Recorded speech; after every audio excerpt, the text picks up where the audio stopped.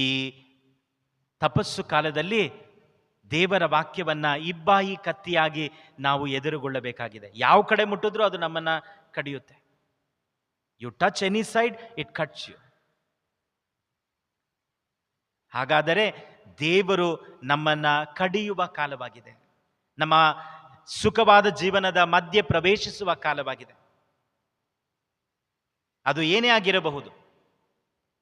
ಜೀವನ ಸರಿಯಾಗಿ ಹೋಗುತ್ತಿದೆ, ಎಲ್ಲವೂ ಚೆನ್ನಾಗಿದೆ, ದೇವರು ಮಧ್ಯೆ ಪ್ರವೇಶಿಸುತ್ತಾರೆ. ನಮ್ಮ ಸುಖ ವಲಯದ ಮಧ್ಯೆ God cuts into our anger. ನಮ್ಮ ಕೋಪದ ಮಧ್ಯೆ ಅವರ ಇಬ್ಬಾಯಿಯ ಕತ್ತಿ ಬರುತ್ತದೆ. ನಾನು ಜೀವನದಲ್ಲಿ ಸೋಮಾರಿಯಾಗಿದ್ದೇನೆ, ಅನೇಕ ಬಾರಿ ಅನೇಕ ಕಡೆಯಲ್ಲಿ ಆ ವಿಷಯ ಇದ್ದೇ ಇದೆ. ಅಲ್ಲಿ ದೇವರು ಮಧ್ಯೆ ಬರುತ್ತಿದ್ದಾರೆ. ನನ್ನ ಜೀವನದಲ್ಲಿ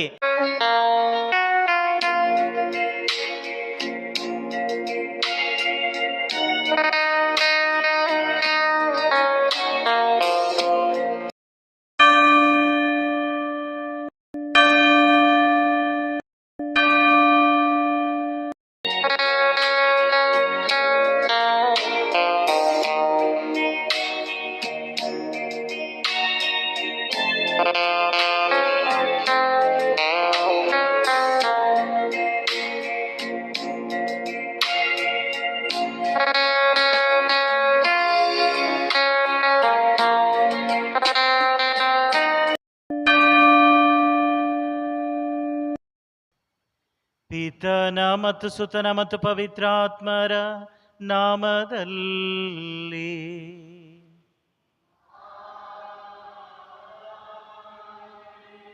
ನಮ್ಮ ಪ್ರಭು ಯೇಸು ಕ್ರಿಸ್ತರ ಕೃಪಾವರವು, ದೇವರ ಪ್ರೀತಿಯು, ಪವಿತ್ರಾತ್ಮರ ಅನ್ಯೋನ್ನತೆಯು ನಿಮ್ಮೆಲ್ಲರೊಡನೆ ಇರಲಿ.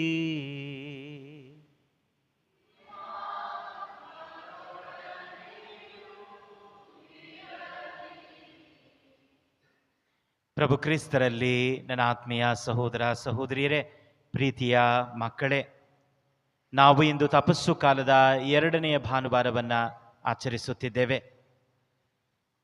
ಇಂದು ಸಂತ ಪೌಲರು 2ನೆಯ ವಾಚನದಲ್ಲಿ ಹೇಳುತ್ತಾರೆ, ನಮಗೆ ಮುಕ್ತಿ ಸಿಗುವುದು, ನಮಗೆ ದೇವರ ಆ ರಕ್ಷಣೆ ಪ್ರಾಪ್ತವಾಗುವುದು ನಮ್ಮ ಒಳ್ಳೆ ಕಾರ್ಯಗಳಿಂದ ಮಾತ್ರವಲ್ಲ, ಬದಲಾಗಿ ಮೊದಲನೆಯದಾಗಿ ದೇವರ ಅನುಗ್ರಹ, ದ ಗ್ರೇಸ್ ಆಫ್ ಗಾಡ್.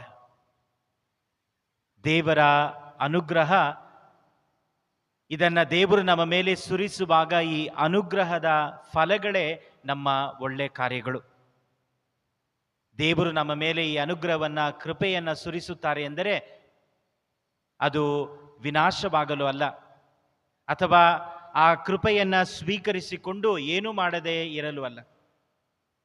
ಆ ಅನುಗ್ರಹವನ್ನು, ಆಶೀರ್ವಾದವನ್ನು ಸ್ವೀಕರಿಸಿಕೊಂಡು ಅದನ್ನು ನಾವು ನಮ್ಮ ಒಳ್ಳೆಯ ಕಾರ್ಯಗಳಲ್ಲಿ ಫಲಪ್ರದವಾಗಿಸಲು, ಇಂದು ಈ ಬಲಿಯನ್ನು ಪ್ರಾರಂಭಿಸುವ ನಾವು ನಮ್ಮ ಮೇಲೆ ದೇವರು ಸುರಿಸಿರುವ ಆಶೀರ್ವಾದಕ್ಕಾಗಿ, ಅನುಗ್ರಹಕ್ಕಾಗಿ ದೇವರಿಗೆ ಕೃತಜ್ಞತೆಯನ್ನು ಸಲ್ಲಿಸೋಣ. ಮತ್ತೊಂದು ದೊಡ್ಡ ಪ್ರಶ್ನೆ ನಮ್ಮ ಮುಂದೆ, ಎಷ್ಟರ ಮಟ್ಟಿಗೆ ಈ ಆಶೀರ್ವಾದ, ದೇವರ ಈ ಅನುಗ್ರಹ, ದೇವರ ಈ ಕೃಪೆ ಒಳ್ಳೆ ಕಾರ್ಯಗಳಾಗಿ ಮಾರ್ಪಟ್ಟಿದೆ ನಮ್ಮ ಜೀವನದಲ್ಲಿ? ಏಕೆಂದರೆ ಒಳ್ಳೆ ಕಾರ್ಯಗಳು ದೇವರ ಅನುಗ್ರಹದ ಫಲಗಳು. ಈ ಬಲಿಯನ್ನು ನಾವು ಯೋಗ್ಯ ವಿಧದಲ್ಲಿ ಅರ್ಪಿಸಲು ತಡೆಯಾಗುವ ಪಾಪಿಗಳಿಗಾಗಿ ಪಶ್ಚಾತ್ತಾಪ ಪಡೋಣ, ದೇವರಲ್ಲಿ ಕ್ಷಮೆಯನ್ನು ಯಾಚಿಸೋಣ.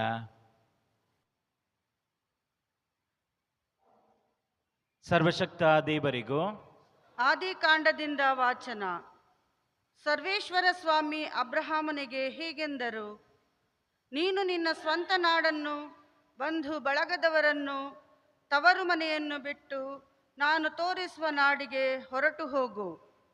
ನಾನು ನಿನ್ನನ್ನು ದೊಡ್ಡ ಜನಾಂಗವಾಗಿ ಮಾಡುತ್ತೇನೆ, ನಿನ್ನನ್ನು ಆಶೀರ್ವದಿಸಿ ನಿನ್ನ ಹೆಸರಿಗೆ ಘನತೆ ಗೌರವವನ್ನು ತರುತ್ತೇನೆ.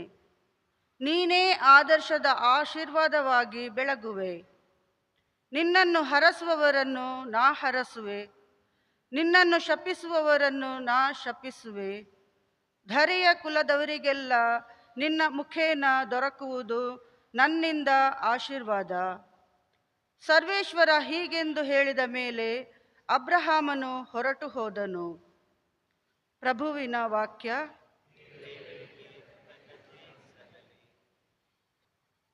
ನಮ್ಮ ಮೇಲಿರಲಿ ಪ್ರಭು ನಿನ್ನ ಛಲ ಪ್ರೀತಿ, ಕಾದಿಹೆವು ಇದೋ ನಿನ್ನ ನಂಬಿ ಭರವಸದಿ.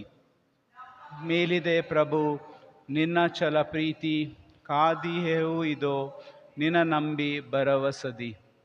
ಸತ್ಯವಾದುದು ಆತನ ಪವಿತ್ರ ವಾಕ್ಯ, ಸ್ತುತ್ಯವಾದುದು ಆತನ ಪುನೀತ ಕಾರ್ಯ. ಸತ್ಯಸಂಧನು ನ್ಯಾಯಪ್ರಿಯನು ಆತನು, ಅಚಲ ಪ್ರೀತಿಯಿಂದ ಜಗವನ್ನು ತುಂಬಿಹನು. ನಮ್ಮ ಮೇಲಿರಲಿ ಪ್ರಭು ನಿನ್ನ ಛಲ ಪ್ರೀತಿ, ಕಾದಿಹೆವು ಇದೋ ನಿನ್ನ ನಂಬಿ ಭರವಸದಿ. ಪ್ರಭು ಆದರರು ಕಟಾಕ್ಷಿಸುವನು ತನಗಂಜಿ ನಡೆದವರನ್ನು, ಲಕ್ಷಿಸುವನು ತನ್ನ ಕೃಪೆಯನ್ನು ನಿರೀಕ್ಷಿಸುವವರನ್ನು. ತಪ್ಪಿಸುವನವನು ಪ್ರಾಣವನು ಮರಣದಿಂದ, ಉಳಿಸುವನು ಜೀವವನ್ನು ಕ್ಷಾಮಾಡಂಬರದಿಂದ. ನಮ್ಮ ಮೇಲಿರಲಿ ಪ್ರಭು ನಿನ್ನ ಛಲ ಪ್ರೀತಿ, ಕಾದಿಹೆವು ಇದೋ ನಿನ್ನ ನಂಬಿ ಭರವಸದಿ.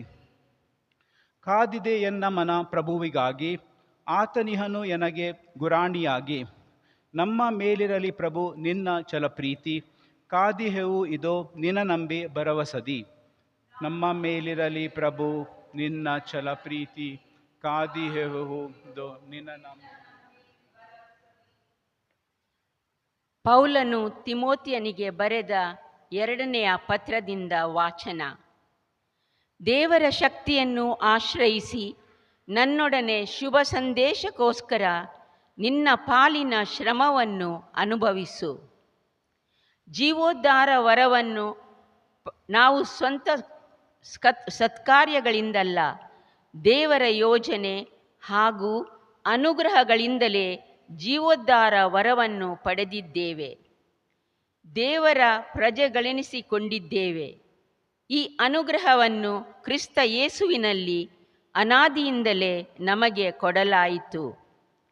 ಈ ಕಾಲದಲ್ಲೂ ನಮ್ಮ ಉದ್ಧಾರಕ ಕ್ರಿಸ್ತ ಯೇಸುವಿನ ಪ್ರತ್ಯಕ್ಷದ ಮೂಲಕ ಅದನ್ನು ಬಹಿರಂಗಪಡಿಸಲಾಗಿದೆ.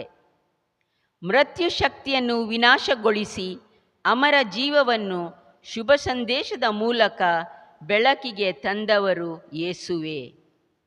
ಪ್ರಭುವಿನ ವಾಕ್ಯ.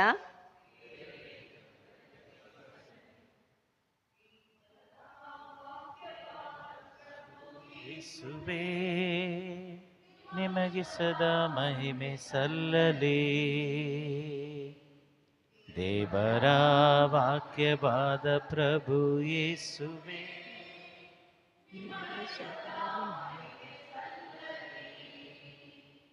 ಪ್ರಕಾಶಮಾನವಾದ ಮೇಘದಿಂದ ಒಂದು ವಾಣಿ ಕೇಳಿಸಿತು. ಅದೇನೆಂದರೆ, ಈತನು ನನ್ನ ಪುತ್ರ, ನನಗೆ ಪರಮ ಪ್ರಿಯನು, ಈತನ ಮಾತಿಗೆ ಕಿವಿಗೊಡಿ.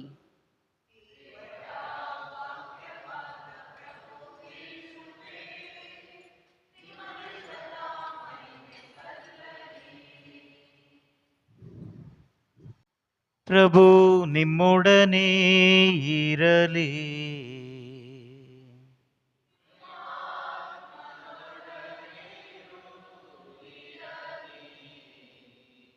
ಸಂತ ಮತ್ತಾಯರು ಬರೆದ ಪವಿತ್ರ ಶುಭ ಸಂದೇಶದಿಂದ ವಾಚನ.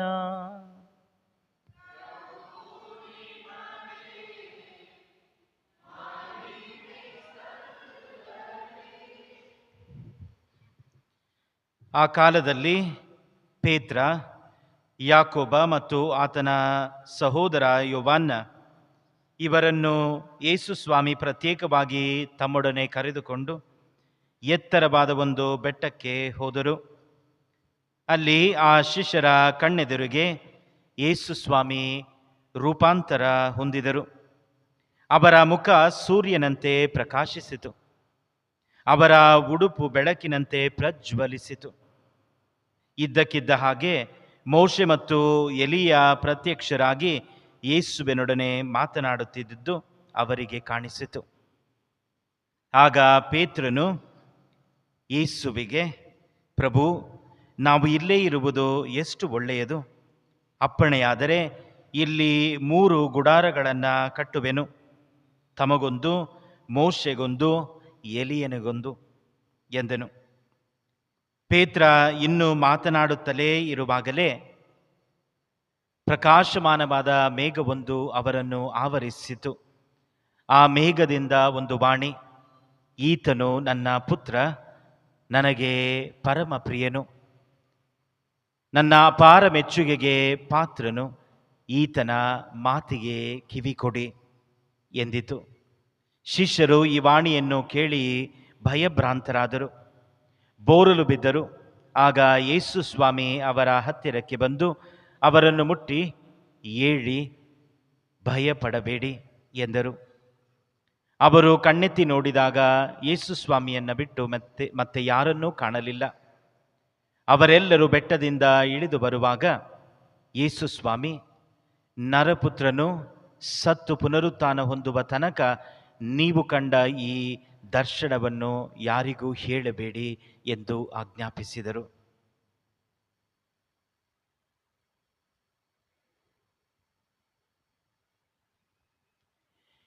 ಪ್ರಭು ಕ್ರಿಸ್ತರ ಶುಭ ಸಂದೇಶ.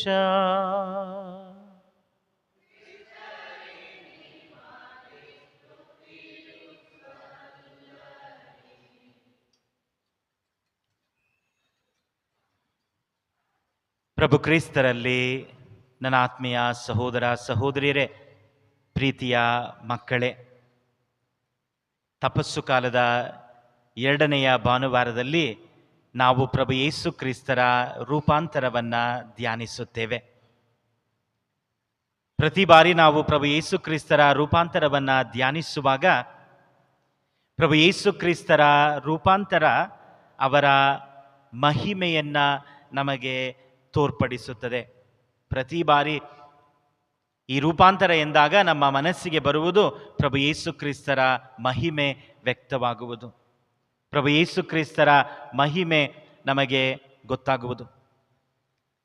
ಆದರೆ ಒಂದು ಪ್ರಶ್ನೆ, ಪ್ರಭು ಯೇಸು ಕ್ರಿಸ್ತರ ಮಹಿಮೆ ಕೇವಲ ಈ ರೂಪಾಂತರ ಸನ್ನಿವೇಶದಲ್ಲಿ ಮಾತ್ರ ತಮ್ಮ ಶಿಷ್ಯರಿಗೆ ಕಾಣಿಸಿಕೊಂಡಿತೆ?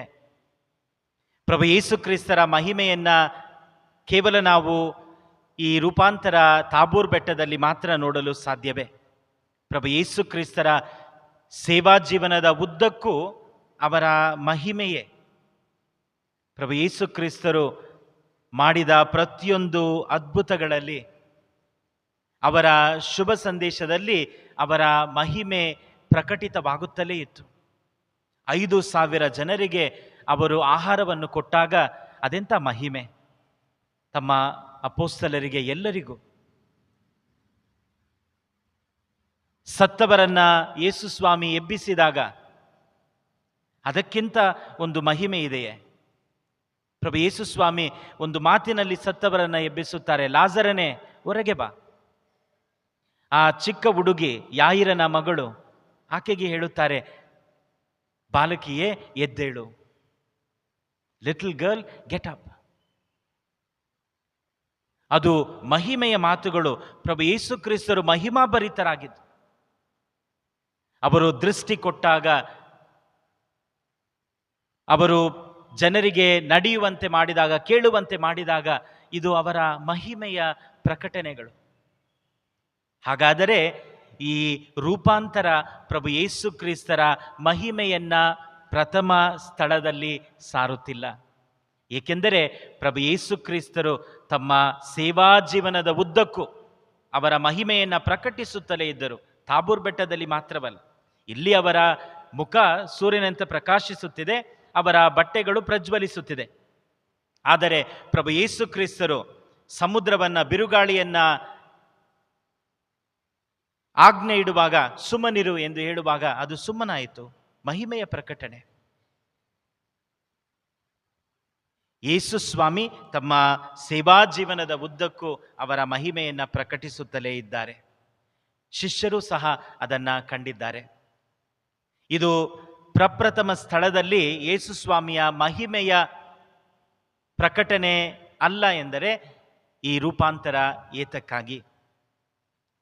ಈ ರೂಪಾಂತರ ತಮ್ಮ ಶಿಷ್ಯರನ್ನ ಮಹಿಮೆಗಾಗಿ ತಯಾರಿ ಮಾಡಲು. ಈ ತಪಸ್ಸು ಕಾಲದಲ್ಲಿ ಈ ರೂಪಾಂತರವನ್ನು ನಾವು ಪುನಃ ಪುನಃ ಕೊಂಡಾಡುವುದು, ಪುನಃ ಪುನಃ ನಮ್ಮ ಜ್ಞಾಪಕಕ್ಕೆ ತರುವುದು ಪ್ರಭು ಯೇಸು ಕ್ರಿಸ್ತರ ಮಹಿಮೆಯನ್ನ ನೋಡಲು ಅಲ್ಲ, ನಮ್ಮನ್ನು ನಾವು ಮಹಿಮೆಗಾಗಿ ತಯಾರಿಪಡಿಸಿಕೊಳ್ಳಲು. To prepare ourselves to receive the glory. Yesu ಸ್ವಾಮಿಯ ಪುನರುತ್ಥಾನದ ಮಹಿಮೆಗೆ ನಮಗೆ ತಯಾರಿಯಾಗಬೇಕು. ಇಲ್ಲಿ ಉದ್ದೇಶ ಅದೇ. ಅವರು ತಾಬೋರ್ ಬೆಟ್ಟಕ್ಕೆ ಆ ಶಿಷ್ಯರನ್ನ ಕರೆದುಕೊಂಡು ಹೋದದ್ದು ನನ್ನ ಪುನರುತ್ಥಾನಕ್ಕಾಗಿ ಸಿದ್ಧರಾಗಿ, ನನ್ನ ಮಹಿಮೆಗಾಗಿ ನೀವು ಸಿದ್ಧರಾಗಿ. ಆ ಮಹಿಮೆಯ ಒಂದು ತುಣುಕನ್ನು ಮಾತ್ರ ಅವರಿಗೆ ತೋರಿಸುತ್ತಾರೆ. ಈ ರೂಪಾಂತರ ನಾವು ಯೇಸುವಿನ ಮಹಿಮೆಗೆ, ನಮ್ಮ ಜೀವನದಲ್ಲಿ ಅವರು ನೀಡಲಿರುವ ಮಹಿಮೆಗೆ ನಮ್ಮನ್ನೇ ನಾವು ತಯಾರಿಪಡಿಸಿಕೊಳ್ಳಬೇಕು. ಹಾಗಾದರೆ ಈ ಮಹಿಮೆ ನಮಗೆ ಹೇಗೆ ಬರುತ್ತದೆ? ಅದನ್ನೇ ಇಂದಿನ ವಾಚನಗಳು ನಮಗೆ ಹೇಳುತ್ತದೆ. ಮೊದಲನೆಯ ವಾಚನದಲ್ಲಿ ಅಬ್ರಹಾಮನ ರೂಪಾಂತರವನ್ನು ನೋಡುತ್ತೇವೆ. ಸಾಧಾರಣ ವ್ಯಕ್ತಿ, ಸಾಧಾರಣವಾದ ಜೀವನವನ್ನು ಜೀವಿಸುತ್ತಿದ್ದರು, ಸುಖವಾಗಿದ್ದರು. ಅಬ್ರಹಾಮ ಏನು ಕಷ್ಟಪಡುತ್ತಿರಲಿಲ್ಲ. ಸರ್ವೇಶ್ವರ ಅಬ್ರಹಾಮನನ್ನು ಸಂಧಿಸುವಾಗ ಅವರ ಜೀವನವನ್ನು ಸರಿಯಾಗಿ ಸುಖವಾಗಿ ಸಾಗಿಸುತ್ತಿದ್ದರು. ಆ ಸುಖ ವಲಯದಲ್ಲಿ ದೇವರು ಒಳಗೆ ಪ್ರವೇಶಿಸುತ್ತಾರೆ. ಆ ಸುಖ ವಲಯವನ್ನು ದೇವರು ಕದಡುತ್ತಾರೆ. He disturbs that comfort zone. The interruption of God is the basis of transfiguration or transformation. The interruption. ದೇವರು ಮಧ್ಯೆ ಬರ್ತಾರೆ. ಅಬ್ರಹಾಮನ ಜೀವನ ಸುಗಮವಾಗಿ ಸರಿಯಾಗಿ ಸಾಗುತ್ತಿದ್ದು ದೇವರು ಮಧ್ಯೆ ಬರುತ್ತಾರೆ. ಮೋಶೆಯ ಜೀವನ ಸುಗಮವಾಗಿ ಸರಿಯಾಗಿ ಸಾಗುತ್ತಿತ್ತು, ದೇವರು ಮಧ್ಯೆ ಬರುತ್ತಾರೆ. ಅಪೋಸ್ತಲರ ಜೀವನ ಸುಗಮವಾಗಿ ಸರಿಯಾಗಿ ಸಾಗುತ್ತಿತ್ತು, ಮಧ್ಯೆ ಯೇಸುಸ್ವಾಮಿ ಪ್ರವೇಶಿಸುತ್ತಾರೆ. ಮದರ್ ತೆರೇಸರವರ ಜೀವನ ಒಂದು ಕನ್ಯೆಯಾಗಿ ಸರಿಯಾಗಿ ಸುಗಮವಾಗಿ ಸಾಗುತ್ತಿತ್ತು, ದೇವರು ಮಧ್ಯೆ ಪ್ರವೇಶಿಸುತ್ತಾರೆ. ನಮ್ಮ ಯೋಜನೆಗಳ ಮಧ್ಯೆ ಪ್ರವೇಶಿಸಿ ನಮ್ಮ ಸುಖ ವಲಯವನ್ನ ದೇವರು ಕದಡುವಾಗ ಅಲ್ಲಿ ನಮ್ಮ ರೂಪಾಂತರಕ್ಕೆ ಕರೆ ನೀಡುತ್ತಾರೆ. When god disturbs our comfort zone, when God interrupts, the interruption of God is the basis of transformation. Abraham ಸುಖವಾಗಿದ್ದ, ಸರಿಯಾಗಿದ್ದ. ಆಗ ದೇವರು, ಅಬ್ರಹಾಮನೇ, ನಾನು ನಿನ್ನನ್ನು ಆಯ್ದುಕೊಂಡಿದ್ದೇನೆ.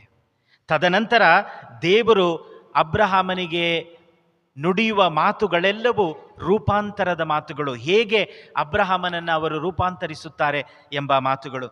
ನೀನು ನಿನ್ನ ಸ್ವಂತ ನಾಡನ್ನು, ಬಂಧು ಬಳಗದವರನ್ನು, ತವರು ಮನೆಯನ್ನು ಬಿಟ್ಟು ನಾನು ತೋರಿಸುವ ನಾಡಿಗೆ ಹೋಗು. ಹೋದ ನಂತರ ಆ ರೂಪಾಂತರದ ಮಾತುಗಳು. ನಾನು ನಿನ್ನನ್ನು ದೊಡ್ಡ ಜನಾಂಗವನ್ನಾಗಿ ಮಾಡುತ್ತೇನೆ.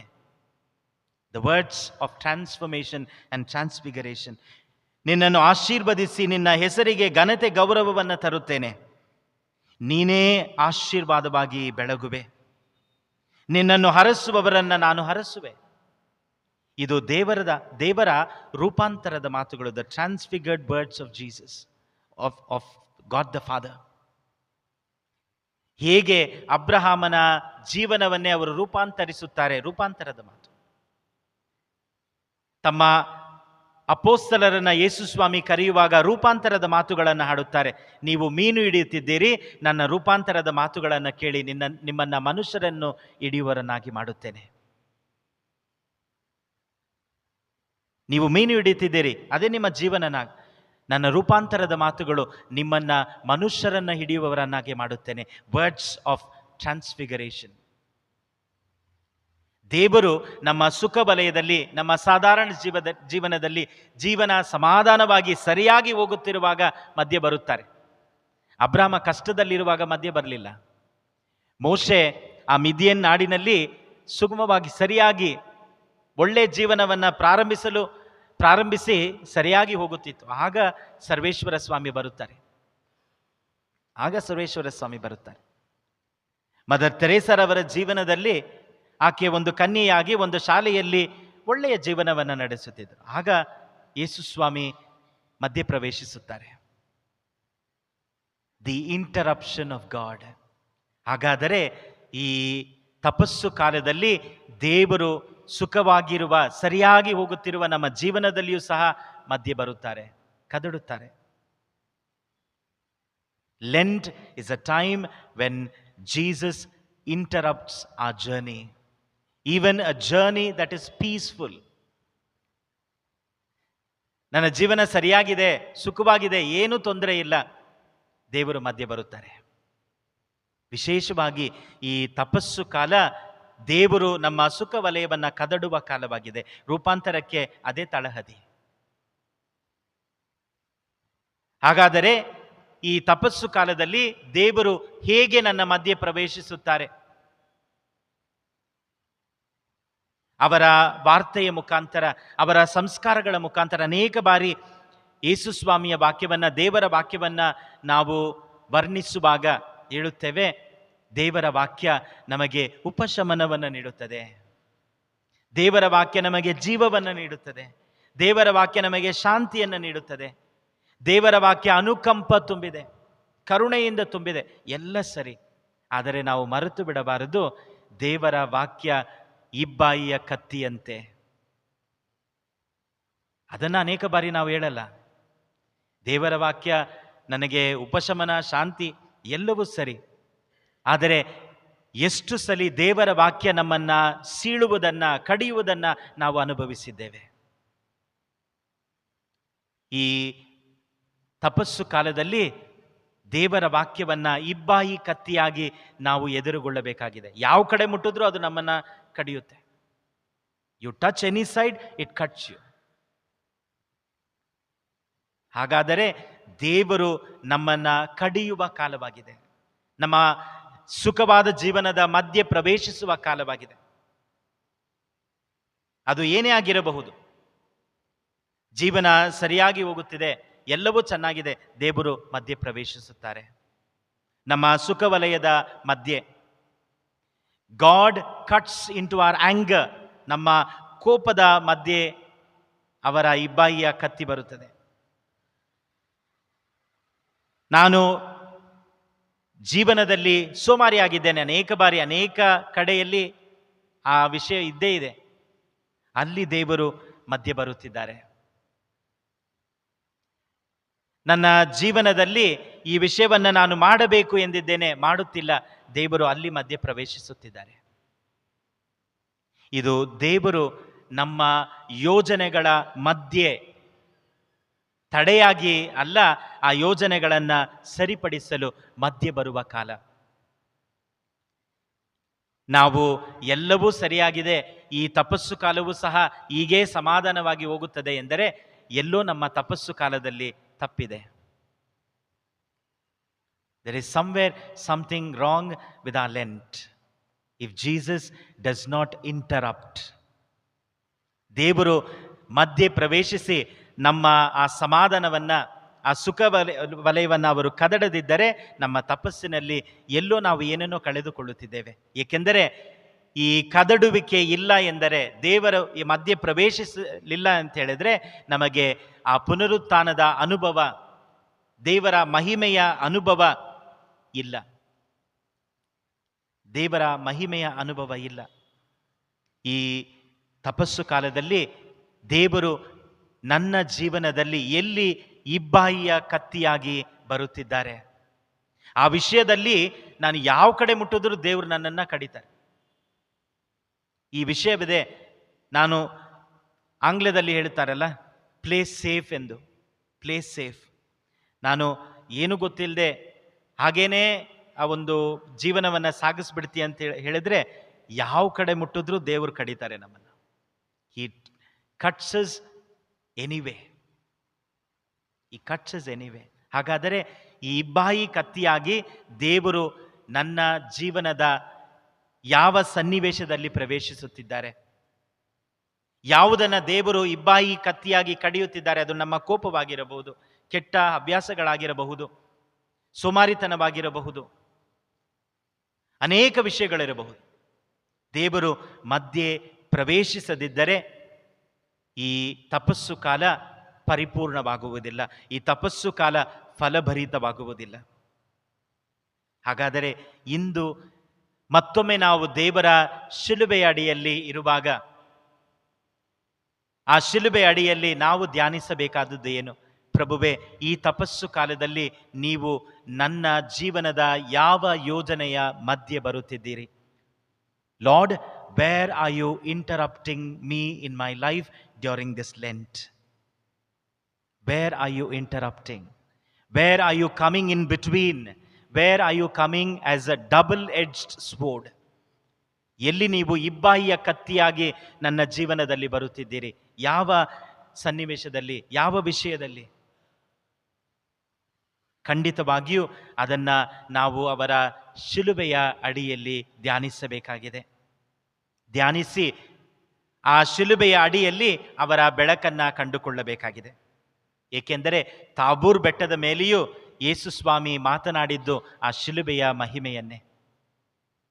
ನರಪುತ್ರನು ಪಾಡುಗಳನ್ನ ಪಟ್ಟು ಶಿಲುಬೆಗೇರಿಸಲ್ಪಟ್ಟು ಮೃತರಾಗಬೇಕು, ತದನಂತರ ಪುನರುತ್ಥಾನರಾಗಬೇಕು. ಆ ಶಿಲುಬೆಯ ಮಹಿಮೆಯನ್ನೇ ತಾಬೂರ್ ಬೆಟ್ಟದಲ್ಲಿ ಮಾತನಾಡಿದರು.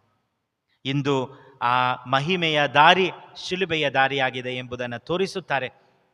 ನಾವು ಈ ಬಲಿಯಲ್ಲಿ ಯೇಸು ಸ್ವಾಮಿಯನ್ನು ಕೇಳುವುದು, ಈ ತಪಸ್ಸು ಕಾಲದಲ್ಲಿ ನನ್ನ ಜೀವನದ ಯಾವ ಭಾಗದಲ್ಲಿ ನೀವು ಇಬ್ಬಾಯಿ ಕತ್ತಿಯಾಗಿ ಬರುತ್ತಿದ್ದೀರಿ? ನನ್ನ ಜೀವನದ ಯಾವ ಯೋಜನೆಯ ಮಧ್ಯೆ ನೀವು ಪ್ರವೇಶಿಸುತ್ತಿದ್ದೀರಿ? ಅದನ್ನು ಅರ್ಥ ಮಾಡಿಕೊಂಡರೆ ಅದಕ್ಕೆ ನಾವು ಸ್ಪಂದಿಸಬೇಕು. ಅದನ್ನೇ 2ನೇ ವಾಚನದಲ್ಲಿ ನಾವು ಓದುತ್ತೇವೆ. ನಾವು ರಕ್ಷಿಸಲ್ಪಡುವುದು ಅನುಗ್ರಹದಿಂದ ಎಂದು ಸಂತ ಪೌಲರು ಹೇಳುತ್ತಾರೆ. ಆದರೆ ಯೇಸು ಸ್ವಾಮಿಯ ಮನಸ್ಸು ಅದಾಗಿಲ್ಲ. ಅನುಗ್ರಹವನ್ನು ನೀಡುತ್ತಾರೆ, ನೀಡಿದ ಅನುಗ್ರಹ ಏನಾಯಿತು ಎಂದು ಕೇಳುತ್ತಾರೆ. If god showers is grace upon us, he will definitely ask us, what happened to the grace that is given to you? ನಾನು ನಿನಗೆ ನೀಡಿರುವ ಅನುಗ್ರಹ ಏನಾಯಿತು? ಆ ಅನುಗ್ರಹ ಫಲಭರಿತವಾಗಬೇಕು. ಈ ತಪಸ್ಸು ಕಾಲ ಅಂತ ಫಲಭರಿತ ಕಾಲವಾಗಲಿ. ದೇವರು ಎಲ್ಲಿ ಮತ್ತೊಮ್ಮೆ ಇಬ್ಬಾಯಿ ಕತ್ತಿಯಾಗಿ ನನ್ನನ್ನು ಕ್ಷಮಿಸುವ ದೇವರು, ನನ್ನನ್ನು ಹರಸುವ, ಉಪಶಮನ ನೀಡುವ ಅದೇ ದೇವರ ವಾಕ್ಯ ಇಬ್ಬಾಯಿ ಕತ್ತಿಯಾಗಿಯೂ ಬರುತ್ತದೆ. ನಾನು ಎಲ್ಲಿ ದೇವರಿಂದ ದೂರ ಸರಿಯುತ್ತಿದ್ದೇನೆಯೋ ಅಲ್ಲಿ ಅವರನ್ನು ನಾನು ಎದುರುಗೊಳ್ಳಬೇಕಾಗಿದೆ. ಅದಕ್ಕಾಗಿ ಈ ಬಲಿಯಲ್ಲಿ ಪ್ರಾರ್ಥಿಸೋಣ. ದೇವರು ಎಲ್ಲಿ ನನ್ನನ್ನು ಎದುರುಗೊಳ್ಳುತ್ತಿದ್ದಾರೆ, ಎಲ್ಲಿ ನನ್ನ ಜೀವನದ ಮಧ್ಯೆ ಪ್ರವೇಶಿಸುತ್ತಿದ್ದಾರೆ ಎಂಬುದನ್ನು ಅರ್ಥ ಮಾಡಿಕೊಳ್ಳುವ ಅನುಗ್ರಹವನ್ನು, ಕೃಪೆಯನ್ನು ಈ ಬಲಿಯಲ್ಲಿ ಕೇಳೋಣ.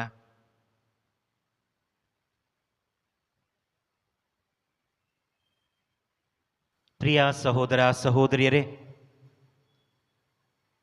ನಮ್ಮ ಅನುಗ್ರಹಗಳ ಬುಗ್ಗೆಯಾದ ಪ್ರಭು ಯೇಸು ಕ್ರಿಸ್ತರ ಪ್ರಸನ್ನತೆಯಲ್ಲಿದ್ದೇವೆ. ಈಗ ನಮ್ಮ ಕೋರಿಕೆಗಳನ್ನು ಅವರಿಗೆ ಭಕ್ತಿಯಿಂದ ಸಮರ್ಪಿಸೋಣ. ಪ್ರಭು, ನಮ್ಮ ಪ್ರಾರ್ಥನೆಯನ್ನು ಆಲಿಸಿರಿ. ಪ್ರಭು, ನಮ್ಮ ಪ್ರಾರ್ಥನೆಯನ್ನು ಆಲಿಸಿರಿ. ನಮ್ಮ ಪೂಜ್ಯ ತಂದೆ ಪೋಪ್ ಲಿಯೋರವರಿಗಾಗಿ, ಮಹಾಧರ್ಮದಕ್ಷಕರಿಗಾಗಿ ಹಾಗೂ ಇತರ ಧರ್ಮದಕ್ಷಕರು, ಗುರುಗಳು, ಕನ್ಯಾಶ್ರೀಯರಿಗಾಗಿ ಪ್ರಾರ್ಥಿಸೋಣ. ಜಗತ್ತಿನ ವ್ಯಾಮೋಹಗಳು, ಘನತೆ, ಗೌರವ, ಪ್ರತಿಷ್ಠೆಗಳಿಗೆ ಅಂಟಿಕೊಳ್ಳದೆ ಕ್ರಿಸ್ತನಲ್ಲಿ ರೂಪಾಂತರಗೊಳ್ಳಲಿ ಎಂದು ಪ್ರಾರ್ಥಿಸೋಣ. ಪ್ರಭು, ನಮ್ಮ ಪ್ರಾರ್ಥನೆಯನ್ನು ಆಲಿಸಿರಿ. ಅಬ್ರಾಹಮನಂತೆ ನಾವು ದೇವರಿಗೆ ವಿಧೇಯರಾಗಿ ದೇವರ ಕರೆಯನ್ನು ಆಲಿಸುವವರಾಗಲೆಂದು ಪ್ರಾರ್ಥಿಸೋಣ. ದೇವಕರೆ ಹಳೆತನದಿಂದ ಹೊಸತನಕ್ಕೆ, ಕತ್ತಲಿನಿಂದ ಬೆಳಕಿನೆಡೆಗೆ ಕರೆದೊಯ್ಯಲೆಂದು ಪ್ರಾರ್ಥಿಸೋಣ. ಪ್ರಭು, ನಮ್ಮ ಪ್ರಾರ್ಥನೆಯನ್ನು ಆಲಿಸಿರಿ. ಕ್ರಿಸ್ತನ ವರಗಳನ್ನು ಪಡೆದ ನಾವು ಕ್ರಿಸ್ತನ ನಿತ್ಯ ಜೀವನದೆಡೆಗೆ ಸಾಗಲು ಪ್ರಾರ್ಥಿಸೋಣ. ನಮ್ಮಲ್ಲಿ ಸೈತಾನನನ್ನು ತೊರೆದು ರೂಪಾಂತರಗೊಂಡ ವ್ಯಕ್ತಿಗಳು ಕ್ರಿಸ್ತನ ನಿತ್ಯ ಜೀವನಕ್ಕೆ ಪಾತ್ರರಾಗುವಂತೆ ಪ್ರಾರ್ಥಿಸೋಣ. ಪ್ರಭು, ನಮ್ಮ ಪ್ರಾರ್ಥನೆಯನ್ನು ಆಲಿಸಿರಿ. ರೂಪಾಂತರವನ್ನು ಕಂಡ ಶಿಷ್ಯರು ಬೆಟ್ಟದ ಮೇಲೆ ಇರದೆ ಕ್ರಿಸ್ತನೊಂದಿಗೆ ಕಲ್ವಾರಿಗೆ ನಡೆದಂತೆ ನಾವು ಸಹ ಅವರಂತೆ ನಡೆಯಲು ಪ್ರಾರ್ಥಿಸೋಣ. ನಾವು ನಡೆಯುವ ಹಾದಿಯಲ್ಲಿ ಕ್ರಿಸ್ತನು ನಮ್ಮ ನಡೆಗೆ ಕೈದೀಪ ಎಂದೆರಿತು ಕ್ರಿಸ್ತನಲ್ಲಿ ನಮ್ಮ ಬದುಕಿನ ಕತ್ತಲೆಯನ್ನು ನೀಗಿಸಲೆಂದು ಪ್ರಾರ್ಥಿಸೋಣ. ಪ್ರಭು ನಮ್ಮ ಪ್ರಾರ್ಥನೆಯನ್ನು ಆಲಿಸಿರಿ. ನಮ್ಮ ವೈಯಕ್ತಿಕ ಕೋರಿಕೆಗಳಿಗಾಗಿ ಪ್ರಾರ್ಥಿಸೋಣ. ನಮ್ಮ ಕುಟುಂಬಕ್ಕಾಗಿ, ಕುಟುಂಬದ ಪ್ರತಿಯೊಬ್ಬರಿಗಾಗಿ ಪ್ರಾರ್ಥಿಸೋಣ.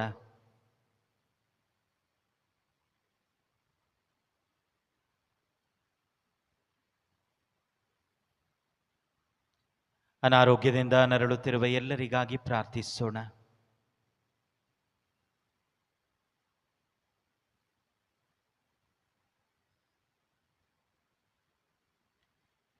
ಪರೀಕ್ಷೆಗಳಿಗಾಗಿ ತಯಾರಿಸುತ್ತಿರುವ, ಪರೀಕ್ಷೆಗಳನ್ನು ಬರೆಯುತ್ತಿರುವ ನಮ್ಮ ಮಕ್ಕಳಿಗಾಗಿ ಪ್ರಾರ್ಥಿಸೋಣ.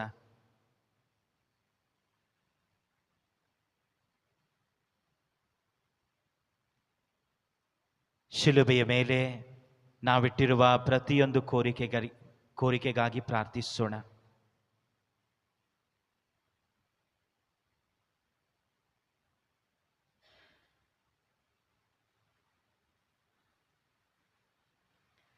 ನಮ್ಮ ಪ್ರಾರ್ಥನೆಗಾಗಿ ಅನೇಕರು ನಮ್ಮಲ್ಲಿ ಕೇಳಿಕೊಂಡಿದ್ದಾರೆ, ಅವರೆಲ್ಲರಿಗಾಗಿ ಪ್ರಾರ್ಥಿಸೋಣ.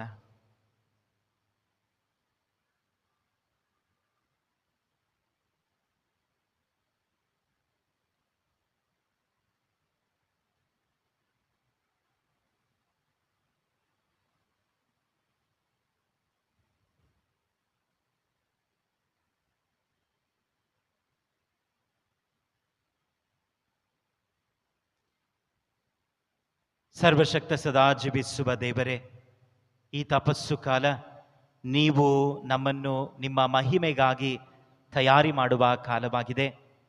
ನೀವು ನಮ್ಮ ಸುಖವಲಯವನ್ನು ಕದಡುವಾಗ ಅದನ್ನು ಅರ್ಥ ಮಾಡಿಕೊಂಡು ಅಲ್ಲಿಂದ ಹೊರಬರುವ ಶಕ್ತಿಯನ್ನು ನಮಗೆ ನೀಡಿ. ನಮ್ಮ ಪ್ರಭು ಕ್ರಿಸ್ತರ ಮುಖಾಂತರ ನಿಮ್ಮನ್ನು ಪ್ರಾರ್ಥಿಸುತ್ತೇವೆ.